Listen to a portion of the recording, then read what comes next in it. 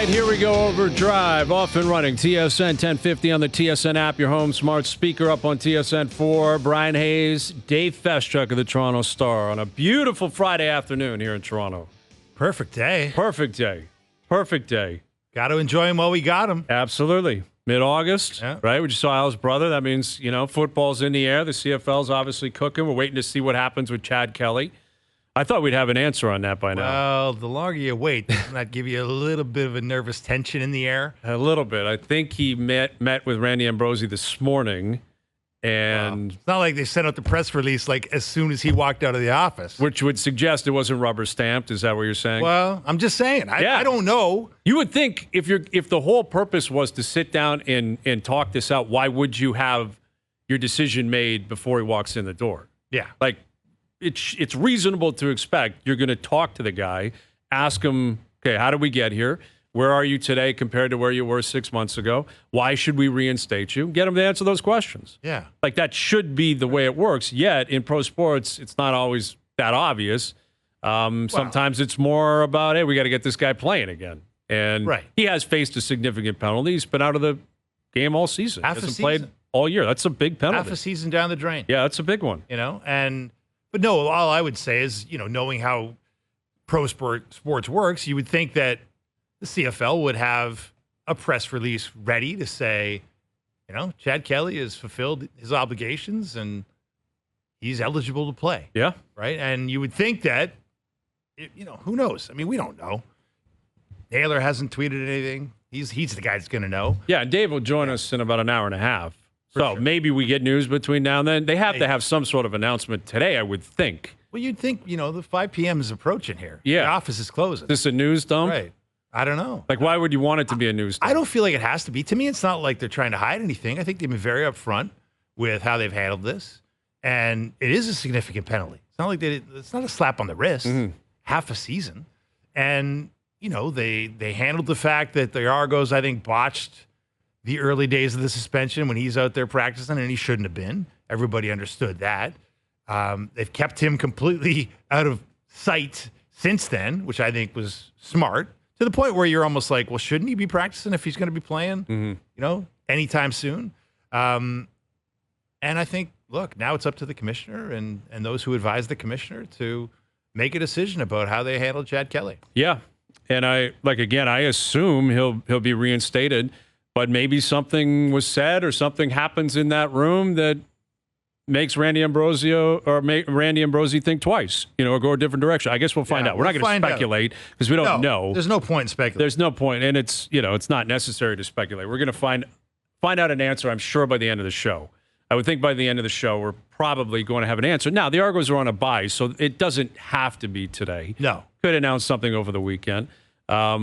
But yeah, we'll wait to see what ends up happening with Chad Kelly. And, the Red Blacks got themselves a win last night. And we got Dave Naylor coming up later this afternoon. We've got the GM of the BC Lions, Neil McEvoy, will join us. He's coming up in about a half an hour. Get his take on Nathan Rourke rolling back into town. Vernon Adams Jr., what happens there in the quarterback carousel out in BC? It's a really interesting story right now. Hey, I'm not a CFL-aholic, I will admit that, but this makes me want to watch the I'm CFL. in, man. I'm very captivated by Nathan Rourke coming back. Even, if Chad Kelly returns, how he plays, how the Argos respond to that.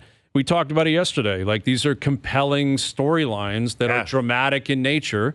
And there's nothing that generally doesn't hurt sports. No. Drama does not generally hurt. No, and they're at the marquee position. Which makes it even more important. The fact that it's just not another guy. It's the two...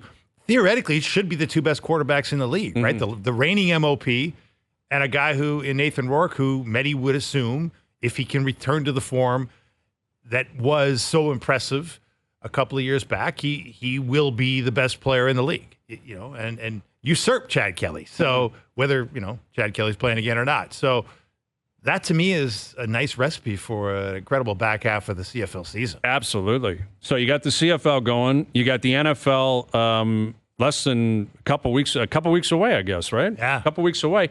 And even as a Packer fan, I keep forgetting, and I looked it up last night, to recall that they're down in Brazil on the Friday night playing Philly. So really? Yes, the season opener is Thursday night, Kansas City, Baltimore, which is just a remarkable game. And day 2 of the season, the Friday night, is Packers-Eagles in Brazil. Really? Yes. That fact somehow eluded me. Yeah, they're going international quick, and I guess it's just the travel is so substantial that this is actually a pretty smart play by the NFL. Like, why not get some? Now you're pissing off the Packer fans a little bit, maybe the Eagle fans a little bit, because it's like, there's no home game, there's nowhere you're really going to travel to. Although NFL fans travel. Oh, yeah. Like, I was in London when the Eagles were playing the Jaguars. There were Eagles jackets and hats everywhere. Really? Like, they were all over the place. And I don't know if that's the case with Brazil, because that's a long flight. That's like a 14-hour flight, I believe. Yeah, something like that. So I guess what the NFL is trying to do is they're like, you know what? Let's get them down there early, have them play on the Friday. That gives them a travel day back. Let them reset on the Sunday, get back into camp on the Monday, and boom, you start playing ball games back on, the continental United States. Yeah, it makes some sense. But, yeah, I guess what I'm getting to is, like, the picks right out of the gate. You got a Thursday nighter, you got a Friday nighter, and you got 4 great teams. Yeah. Kansas City, Baltimore, Green Bay, Philly to start off your NFL season all over the course of, like, 27 hours from kickoff to, the buzzer going the next night. Let's just say it beats the Raptors season opening schedule. Have you been tracking that? My gosh. Have you been, are you circling wins? Or? Pencil in the wins, and it's the obvious wins. It's not particularly easy to do. No. A tough start. It's not. They got Denver early. They got the Lakers early. Cleveland early, who are pretty damn good. Yeah. They've got, the thing is, how many guaranteed wins are they going to have anyway? They couldn't beat Detroit last year after Detroit had lost like 50 games in a row or whatever it was. They were the infamous the slump buster. The slump buster of all slump busters. Right. So Detroit will be bad. Brooklyn's going to be bad. Yeah. Washington will be bad. Yeah, they got it. It's tough, man. They got OKC. They got Memphis. Oh, sorry, I'm looking at the wrong end of it here. But it's a very tough. Yeah, it's a tough start. Cleveland, Philly, Minnesota, Denver, and then you get to Charlotte. So the first 4 games, they'll be underdogs, substantial underdogs in the first 4 games. Charlotte's terrible, so you got to get that one. And then you're going L.A., Sacramento, Denver, Sacramento.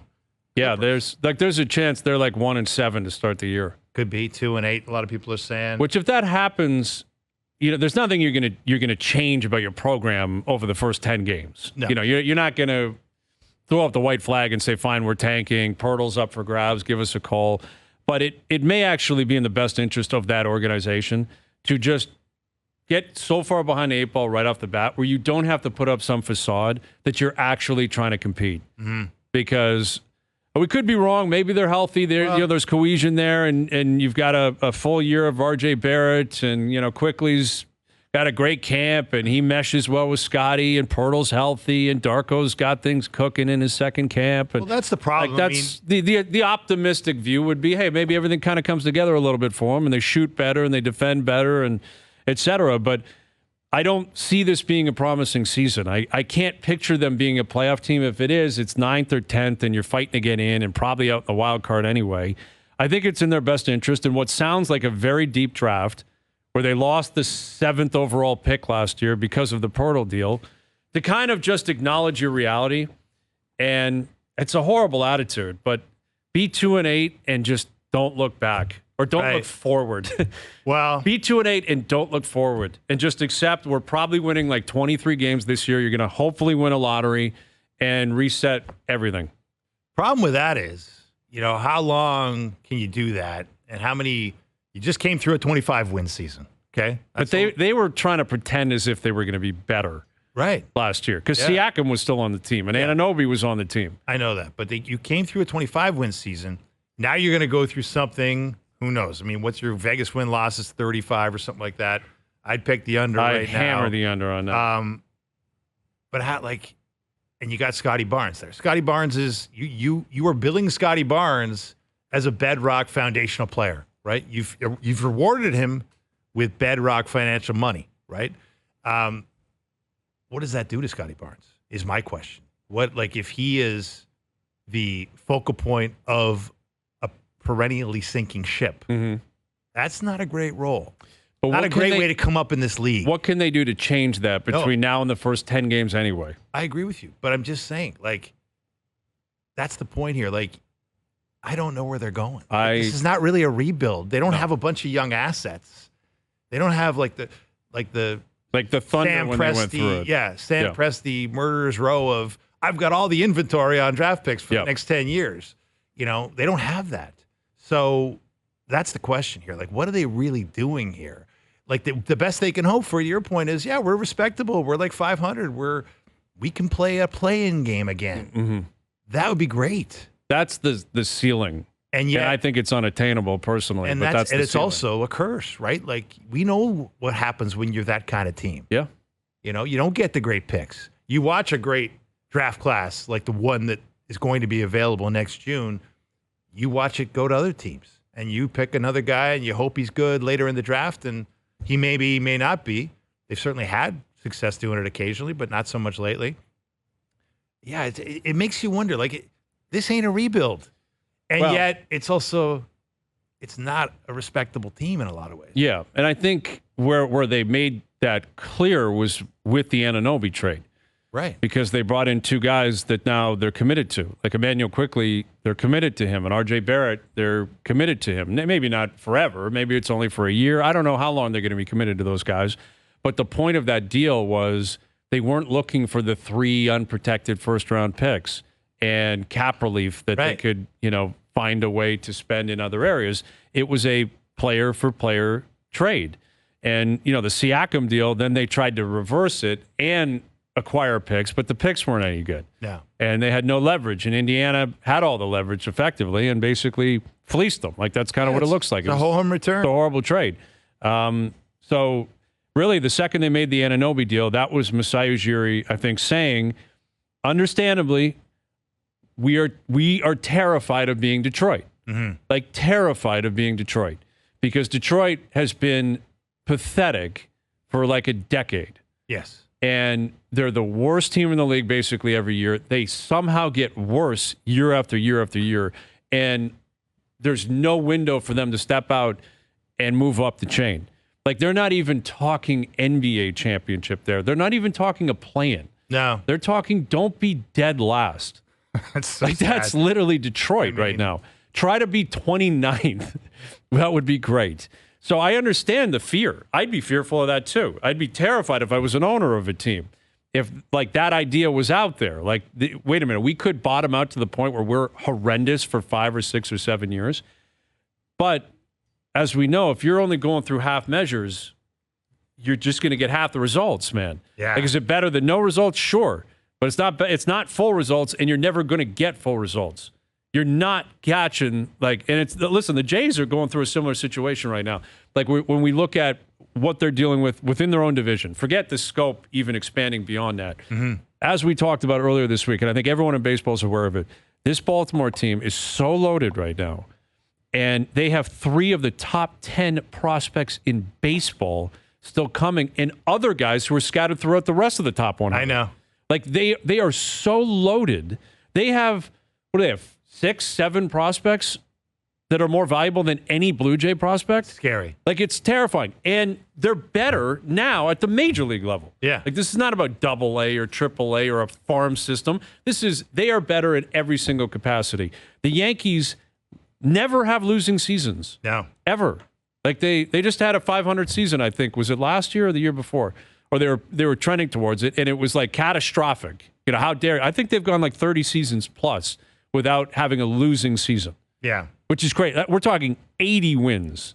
Yeah, they were 2 games over 500 last year. Okay, so they were trending towards it, and they got it back together. Cashman, redo it. And they ended up with, what were they, 80, 83, and 81? Yeah. 80, so there you go. Yeah, exactly, yeah. So they have not had a losing season in 30 years. Yeah, and now they're back in first place. So with the best player in the game. Right. Maybe it's Judge and Ohtani right there, right? I think Judge is probably ahead this year. I think in terms Ohtani's not pitching. Right, exactly.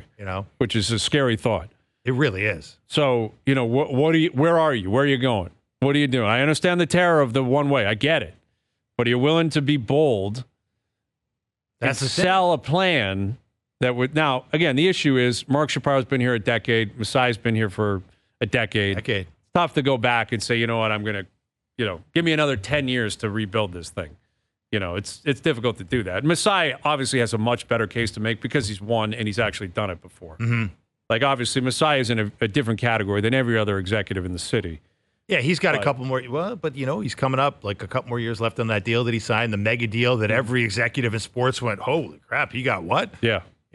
With a bonus tied to franchise value escalation. I mean, and everything's going up too. Good as ownership, right? This new TV deal, man. Masai's popping bottles after that. It's incredible. It's incredible, right? Like, so you wonder, and Masai's always very, we will win again in Toronto. Yeah, he's very bullish on that. He's very. Which he should be. Guy. What else are you going to say? Hey, Going to stink? At least he can say it because he's won. Yes, right? he has. He can say it because he got him to the top of the mountain, right? He's the only person running a team in this town that can say, I got us there before, I can get us there again, right?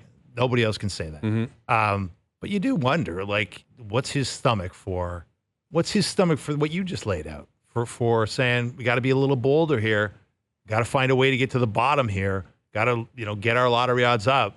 I think again the Anunoby deal and the fact that he didn't flip Fred VanVleet, the fact that he didn't flip Kyle Lowry.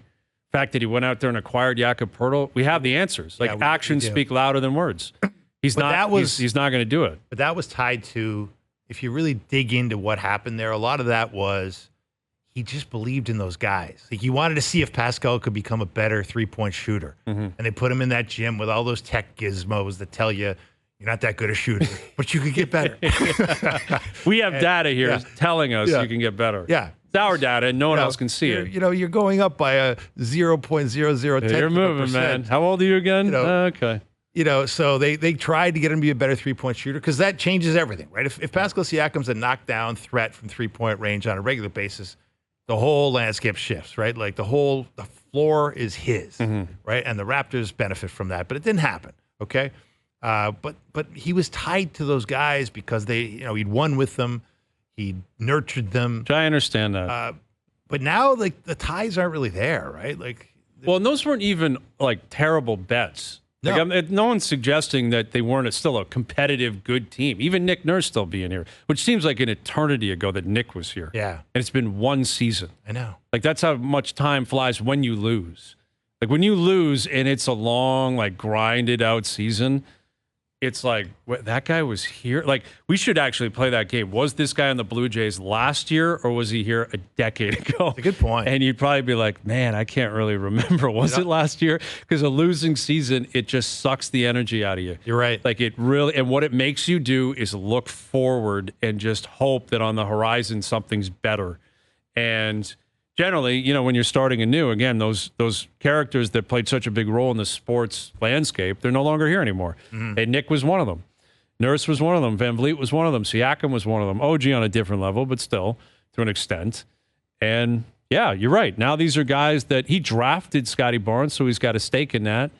But that's his one. That's his one guy. And shouldn't Darko be? Like, shouldn't the head coach be Masai's guy? I mean, they interviewed 45 different people. Remember, they were the only team in the league that still hadn't hired anybody. That's right. And everyone's like, what are the Raptors going to do? Join the dance here? And then they come out of kind of left field and hire Darko. It was left field, man. Yeah, it was. It wasn't just kind of left field. It was deep left field. It was deep, deep left field. And that was, again, some of that analysis that they had access to that nobody else did. That's right. But, yeah, it's an interesting practice kind of mulling over the schedule because the Blue Jays schedule is out. Like, you can look ahead to next year in 25, and if you base it on what you know now, you're like, you probably draft 2 or 3 there. I don't think they're going to win that series. And yet, to be fair to them, maybe things do change over the offseason. Maybe things come together and it's all good. You got to hope. That's what you're hoping for if you're a fan. You got to hope. I mean, that's the beauty of baseball, that you got to hope that it turns around. But it's just like, we've broken it down a bunch on this show. I was chatting with our boy Griff not too long ago about the very same topic. And it's just like, it really it just makes you very, very cynical about the chances of actually checking all the boxes you need to check. Because there's so many. There's just so many boxes to check. Yeah. You could check a few of them, but to check, rebuild the bullpen. And it's not like a couple of guys. No. You need a lot of guys, And it's like, well, rebuild the offense. oh, okay. How are we going to do that quickly and easily? Right. You know? Establish the back end of the rotation. Okay. How are you going to do that? Right. Banking on health. How can you guarantee that? Haven't had a great track record of Yeah. that. There's no guarantee. And then, if you're not just kind of praying for miracles of internal improvement, that phrase we continue to hear from this group, I don't know. Like, it doesn't seem all that likely. Now, great things happen. Miracles happen. Miracles do happen. Miracles do happen. If that's what we're banking on. Overperformance, unexpected overachievement happens. Yeah. And I guess you can always hope for that. But right now, I wouldn't be betting on it. No, I wouldn't be betting on it either. And you're right. Sometimes you get in a position in pro sports where you just think, I need a miracle. Yeah. I happen to have one of those earlier this morning. Did you? Yes. I don't give shout-outs very often on this show, although sometimes. But I'm generally fairly reluctant, as you know, and I'm sure you get this, Dave. Hey, when you're on, shout-out, give us a shout-out. I have to give a shout-out to a friend of mine, Al Bird, who's a stud, great guy. Played him in the championship match. We have a little tournament up at my course. Beautiful morning. Everyone's playing great. We had a discussion, actually, I think last week it was, after, was it Valdez, I think, had a no-hitter broken up, 2 outs in the ninth. Right. Right. And we talked about, like, the most heartbreaking ways to lose something, or the most, I guess, standalone moments where you say, wow, I can't believe that just happened. Like, I can't believe you just lost on a walk-off. I can't believe you just blew it on the 72nd hole of a tournament. I can't believe, all these different examples. So we're playing match play. Al and I are kind of going back and forth, and he's playing really well. I'm playing pretty good. Anyway, he's in a really good position. He ends up going 2 up after 15. So I'm steaming coming off. So I'm in big trouble. 16th tee down 2. 16 is a par 3. We both have a 7-iron in our hands. He has the honor. He's on the tee. He hits one pure. It goes up in the air. I'm like, that's a really good shot. I'm in big trouble. Big trouble. That looks like it's going to be inside 10, 15 feet. It wasn't inside 10 or 15 feet. It was inside 0 feet. In the hole? This guy hit a walk-off hole-in-one. No. To win the match. Al Bird? Al Bird. And I just had to basically shake his hand. He goes, well, if you hit a hole-in-one, it could be Dormy. So you talk about miracles. I put the peg in the ground, and I did not hit a hole-in-one. Okay. But for a second there, I'm like, can you imagine if I hit a hole-in-one on top of this guy's hole-in-one? And yet I'm still Dormy in the match and probably going to lose. But it was one of those scenarios where I lost, and it sucked because it's a build-up, it's buddies, it's bragging rates. It's a great guy. Like, it's okay, and we're all buddies, we're all at the same place. But I'm like, I'm out. Like, it's over. Championship round, match play. And not only is it over, I have to hear now for the rest of my life about how I lost. Yeah. Right? Because if you just lose in any sport, you don't have to give details. No, we lost 1-0. Oh, we lost 5-4. Oh, it's too bad. All you hear is loss. Right? And now I'm walking around, hey, I heard you lost. What are you going to do? We'll get them next time. All right. It's just for fun. It's just buddies playing. But now I didn't just lose. I lost on a walk-off hole-in-one. But that's a great way to lose. Is it? I think it is. I think it is because my heart was racing. It's man. It's better than the golf alternative, which is choking it up. Yes. You I totally agree with that. Did not do that. I did not do that. And I ended up hitting the green, good shot, 2-putt par, walked off, shook his hand, said, hey, man, good for you. You're right. It's way worse if you're slashing and hacking.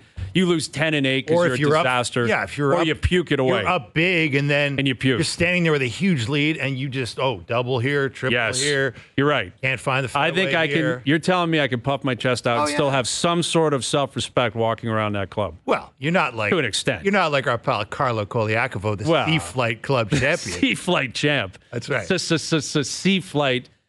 What is it? Coli Champio. I don't even know how to pronounce it, but yes, he's always winning. What flight were you in? It was not even a flight. It was like an internal tournament, just buddies. It wasn't even that serious, but it would have been higher than the Sea Flight. It wasn't the official club championship? No, it wasn't. And put it, my cap would put me probably in the A flight. Right. Maybe double A. Not to brag. Not to brag, but definitely not the Sea Flight. No, I'm not a bagger. I post the number. Yeah.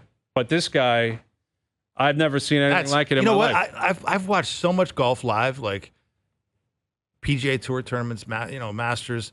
I've never witnessed a hole-in-one in person. Yeah, me neither. Never. I never have either. I've never seen one. I've never had one. In person. So I was going, it was his 5th, which also hurts because then you got to have you've got 5, You know, please tell me more about all of your hole-in-ones. He's got 5? He's got 5 lifetime. Wow. And stick. Yeah, the guy, he's a good player, great guy.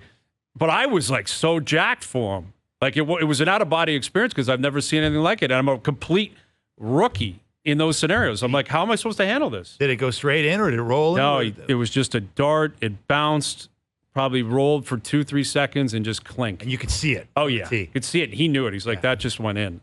Like, Wow. You're right. It did. So we're like hugging it out on 16T. And I'm like, I guess the match is over too. Good for you. Walk-off hole-in-one. He had to buy the He bought lunch and then the round because it was buzzing throughout the place. I bet. And then everyone's like, let me guess, Hayes is going to talk about it. I'm like, yeah, I probably will for that one. You have to. And people can write in, please, at Hayes TSN, Texas 105050. I think I'm not happy about the scenario, but I think you just got to tip your cap, right? Like, is that the ultimate tip your cap scenario in sports? 100%. Like, I know it's not pro sports, but I think anyone in a situation like that, you just say, hey, what are you going to do, man? Good for you. I mean, great stuff. Match play in itself, like there's upset. The grind. Like upsets happen all the time in match play. And that's what it was. You know, it's an upset. That was a Mike Weir beat Tiger Woods in match play. That's right. You know? And then who was it that was talking smack about Tiger? And then Stephen Ames. Got drilled. Did he get drilled like 10-8 or 9-8 or something? It was really bad. Like, wow, the way Tiger's playing. And then Tiger just laid a beating on him. No mercy. No mercy.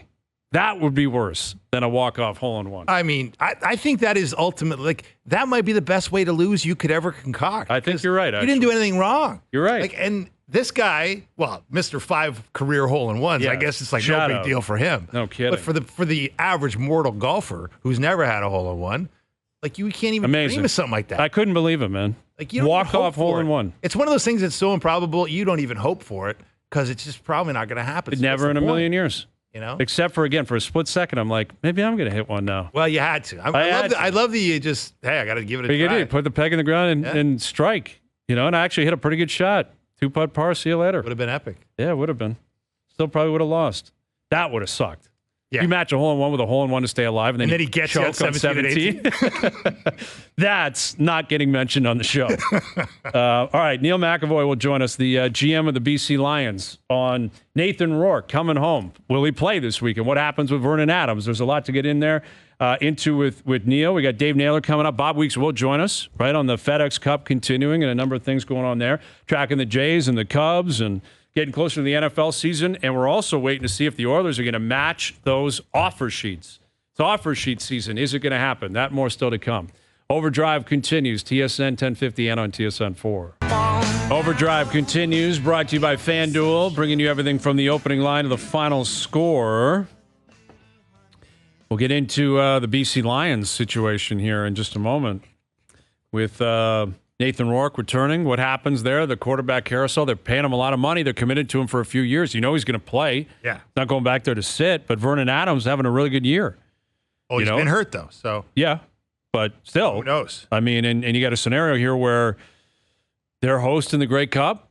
They're favored to win the Grey Cup, courtesy of FanDuel, at least up until recently. And by all accounts, they're all in, chasing the Grey Cup, which would be an incredible story. The idea of Rourke returning and finding a way to win the Grey Cup in BC. Yeah. And it's really hard to find an equivalent story of a guy like Vernon Adams Jr., who's the front runner right now for most outstanding player in the league, and he's going to lose his job. You know what I mean? We assume he will. I mean, I assume so. Can you imagine you're paying Nathan Rourke that kind of money to be a backup?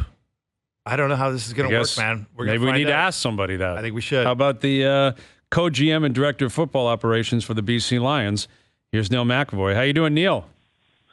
I'm doing well, guys. Thank you very much for having me on. It's always a good day to talk 3-down football, whatever day it is. So absolutely. Thank you. Yes, thank you for doing this. We appreciate it. So I guess we'll ask you the question that Dave was just fronting himself. Like Nathan Rourke, you bring him in. Is he just immediately your starter and the starter for the foreseeable future? Yeah, well, right now he is. Vernon, unfortunately, has an injury, and he's not able to perform at the level he wants to perform at. And with Nathan making the decision to come back to the Canadian Football League, it all fits. The bill of winning football games and selling tickets and garnering excitement throughout the country. So we're excited and happy that Nathan and Vernon are both here. So it's a bit of an embarrassment of riches, Neil, to have both those talents on your roster. Obviously, Vernon's health is a factor here, but I know the first thing that pops to mind from a 30,000-foot view is, well, do you think about trading Vernon Adams Jr. now that you have Nathan Rourke in the fold? Yeah, not yet. Not right now. I mean, that's something that, I think in the Canadian Football League and in professional football, unfortunately, you almost need two quarterbacks.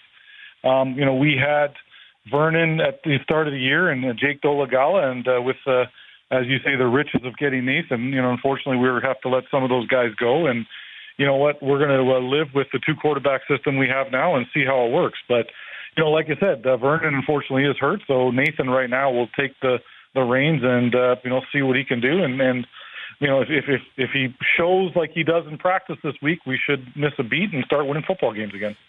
When he was on his journey, I guess you can call it, down in the NFL, how closely connected were you to Nathan? Were you keeping in contact with him? Was he well aware that your intentions were always to allow his return whenever he was ready to come back? What was the dialogue with Nathan Rourke over the last year like? Certainly always kept in contact with him, certainly remained friendly and family, not necessarily talking to him about coming back, but certainly wishing him the best and cheering him on. And if he asked for guidance, we would certainly give it to him. So, he although wasn't a part of our football team, he was certainly someone that wasn't away from us too much. He would come out to practice. He would come out to games. He actually lives in the Lower Mainland in Vancouver here. So, he had always been around. He's good friends with our equipment staff. So, yeah, we had certainly kept in touch with him. If you would have asked me at the beginning of the year, did you expect Nathan to be back? I would have said no, I didn't.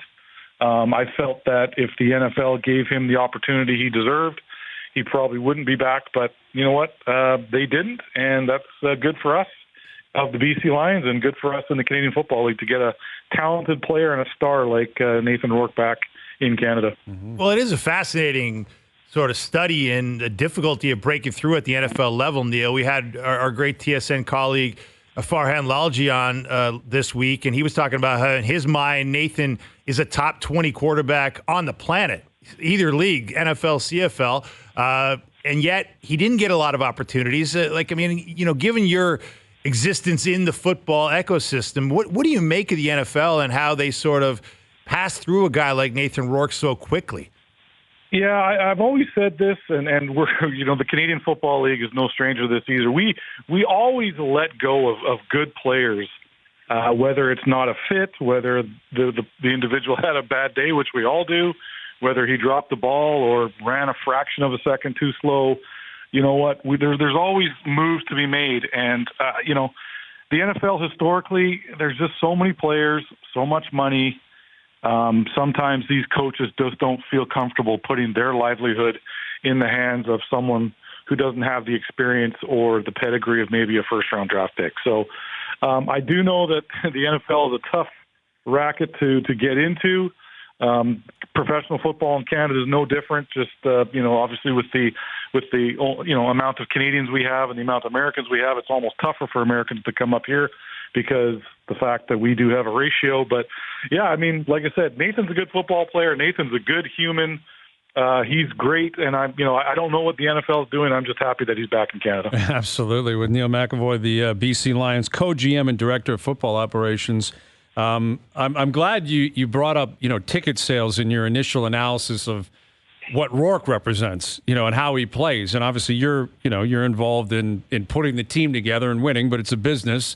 You have owners. Everyone wants to make money. You guys are hosting the Grey Cup this year. Can you give us some sort of details on the buzz within the marketplace, how it's translating in terms of ticket sales, jersey sales, and what kind of reaction you would expect from Lions fans when they see Rourke play again? Well, yeah, I mean, all I can say is there is a buzz. Usually at practice, we have one or two cameras, one or two radio guys, and 10 to 15 fans. Well, his first day, we had 12 to 15 cameras, over 100 people. It was almost like an NFL training camp. And so the buzz he's created about being here this first week has translated into sales, into the stands. There's going to be lots of people. We were opening the upper deck for this game before this announcement was made, but when the announcement was made, tickets started flying off the end. And we have been selling tickets all year. We're an exciting football team. Mm-hmm. You know, Vernon has led us, and Vernon will continue to be a leader on this football team. So we were an exciting football team that was selling tickets, but certainly the addition of Nathan has created nothing but positive vibes in the city and in the market, and that will relate to a good game and a good fan base at BC Place this Sunday. Positive vibes for sure, Neil. But I was just curious about how you go about sort of navigating the delicate matter around Vernon Adams Jr. because the guy he's done nothing wrong. He's having a great season. Now, of course, he's momentarily injured. But do you break the news to him a little differently when you acquire a quarterback of the quality of Nathan Rourke, or how did you handle that? Yeah, we just sat him down and talked to him and, talk like men. I mean, professional football is not, always the safest environment in the world on or off the field. And so, you know what? He's a professional. He's a good guy. He's still a leader of our football team, and we expect him to be a leader. He expects to be a leader, and he will. I have a feeling that before the end of the year's up, we're going to need, the tutelage of both Nathan and Vernon back behind at the quarterback position because, as I said to begin with, unfortunately, it's a volatile position. These guys do get hurt, and we're just lucky to have two of the best in Vancouver right now. Absolutely. Well, congrats on the news. It's been a pretty wild week, and we look forward to seeing what you guys have in store as you move forward. Good luck with the season. Thanks for doing this, Neil. Yeah, appreciate you having me on. Thanks, guys. You got it. Neil McEvoy, the co-GM and Director of Football Operations with the BC Lions. And he's not wrong in terms of the volatile nature of that position. It just generally, there's only so much money to go around. Right. There's only so much ego that you can appease because guys just don't want to back up. Why would you? It's not a scenario where it's like an offensive line where, okay, we're going to pump you to the right side or you're going to play left guard or something. Only one guy's playing. And it's not a goalie platoon. No. Where it's like, well, you'll play 45. He'll play, he'll play 37. Someone's the man. Right. And the other guy isn't. Right. And that's tough. But, and he did say when I asked him, are you going to trade him? Not yet, right? Like, because eventually, if Rourke plays out the rest of the year and looks good and comfortable and is a part of the team next year, Adams will be traded. You have to, yes, and there will be a marketplace for him. You got to parlay that asset, right? It's like having just too much of one thing. Mm-hmm. You can get another backup. You got to get some assets for a backup of that quality, a guy that can be the front runner for most outstanding player in the league. You got to think there's a market value for that. Yeah, the dynamics in the room are interesting, though. Like, as he said, it's a business, and it's not always safe for everybody in the Canadian Football League, NFL, NHL, wherever it is. You're not guaranteed anything, nothing. And if someone shows up that's better than you, or they think is better than you, or are better suited, or the GM just likes them or whatever, you're in trouble. Yeah, your role's in trouble. I remember, you talk about, you look at careers and you think they're sort of preordained, but I remember early on in Tom Brady's career, his dad was quoted in some interview, and he had a quote essentially saying, Bill Belichick replaced Tom the minute he finds somebody that's 1% better or $1 cheaper. Mm-hmm. That was Tom Brady's dad's view of being a great football quarterback. He understood it. Yeah. And I think that's an appropriate viewpoint. Yeah. It's a very difficult one to live with. It's got to be uneasy, and like every single season you're thinking, this could be it for me. Yeah. Like, even if you're at the top, there's an element of insecurity that, I'm going to blow my knee out and someone's going to be better than me. And Brady would know it because he experienced it himself. Drew Bledsoe didn't care about Tom Brady. No. Like, when Tom Brady showed up to camp the first time, I think he was watching him throw. He probably didn't even get any snaps. I didn't know who he was. Didn't have a clue and didn't care who he was. Wasn't a scenario like Rodgers showing up in Green Bay was a first-round pick. And everybody was talking. Everyone knew. It's like, that's your successor. When's Favre going to leave? No one thought Tom Brady was going to be the successor, let alone turn into what he was. No. And then all of a sudden, Bledsoe gets hurt. He goes in, and the rest is history. He never plays again. No. It's an amazing story. Yeah, I mean, he played, but not in New England again. No, it happens, right? And like, did Vernon Adams Jr. envision this? Like, as Neil McEvoy said, they didn't think Nathan Rourke was coming back. Mm-hmm. I mean, we had Nail Gun on last week after he got cut, and he was, and the consensus around Rourke was he'll keep trying. Mm-hmm. He'll keep trying the NFL route because, in a lot of ways, the money is just so big. It compels you to keep trying. Right. Because it's very, it's like a suction, man. Yeah. You can't get away from it. And you understand, like, the nature of the conversation we're having. Give me one opportunity. Right. It's not a scenario where it's like in baseball, you gotta have like years and you gotta have like 1,500 plate appearances before anyone even really thinks I know who you are. So true. Like in football, it's like, give me a game and I will put tape together that makes someone else say, footwork's good, IQ's there, read the defense well, good arm, done. We'll sign him. Exactly. We'll give him money. Yeah. Give him a shot. Doesn't take much. Doesn't take much. So you see why that, in a lot of ways, I was surprised. Yeah. And Neil McEvoy's basically saying he was surprised too that Nathan Rourke ended up back in the CFL this year, because if you just wait it out as an NFL guy, well, how many of the 32 teams are going to have a major injury problem at the quarterback position between now and week X, right? Yeah. Like, talk to Minnesota about that. It absolutely could happen. And so, but I guess if he didn't feel like he was on the fast track to being a guy someone would call, maybe he felt like, hey, I got to go back to the CFL and try again. Well, we'll see what he's got when he starts playing. Well, it's going to be fun for the CFL, man. Very fun. It's a dream scenario. Yeah, it really is. And even Vernon Adams, you don't want to see a guy get hurt. No. But now, like, that layer to it is kind of put aside. Like, It's less awkward. It's a little bit less awkward. You're not going to see him, holding a clipboard. Maybe he's still out there and he's supporting his team. He's still getting paid. He's still got to make sure he makes a check. He can't turn into an outlaw out there or something and say, like, I'm not doing this or I'm not doing that, or put up some sort of protest. But it opens the door for Nathan Rourke to start playing right away. And, Pretty cool. I think it's compelling. It's a very compelling story. Dave Naylor on that and more in about 45 minutes. Get into the CFL and NFL with the nail gun. And Bob Weeks still to come as well. Overdrive continues. TSN 1050 and on TSN 4. All right, so with each passing hour, I guess the Oilers come closer to losing Philip Broberg and Dylan Holloway. Because, the Blues, they extended those offer sheets earlier in the week. Yeah. You have 7 days to match. Now there's reports out there they're looking at maybe trading Brett Kulak if they can, maybe Cody Ceci if they can, which someone's going to have the answer for that in Edmonton, because, if you're going to end up matching Broberg and Holloway, then clearly what you're proving is, like, those are really valuable players that you really feel have a future here and are integral, more so than the guys you're going to get rid of. And if they're that important to you, then how did you allow it to get to this point? Like, how did you not find a way? And I'm already seeing, and you're hearing reports now, it's blaming Ken Holland. Oh, yeah. Right? That's the easy guy to blame because he's not there anymore. Everyone wants to say, go look at Ken Holland. He screwed this up, man, not me. But if they're this important, this valuable, why did you allow it to get to the point where St. Louis decided, fine, we'll do it for you. Hey. And we'll overpay these guys and really put you in a jam, and you got to figure out if you want to get out of it or not. You're right. Crazy. They left themselves vulnerable, ultimately. If they want those guys that badly, they shouldn't have left them dangling like that, right? Mm-hmm. Should have taken care of that business. But you can't help but sort of revel in the intrigue of it all, right? There's a lot of different theories out there about why this went down, how it went down. Would it have gone down if Kenny Holland was still in the GM? I don't believe for a second, not St. Louis. No. I don't believe for a second Doug Armstrong would do that to his Ken old Holland. golfing buddy, Dougie Armstrong. Well, it counts. They are incredibly close. Yeah. Which leads you to start thinking, right?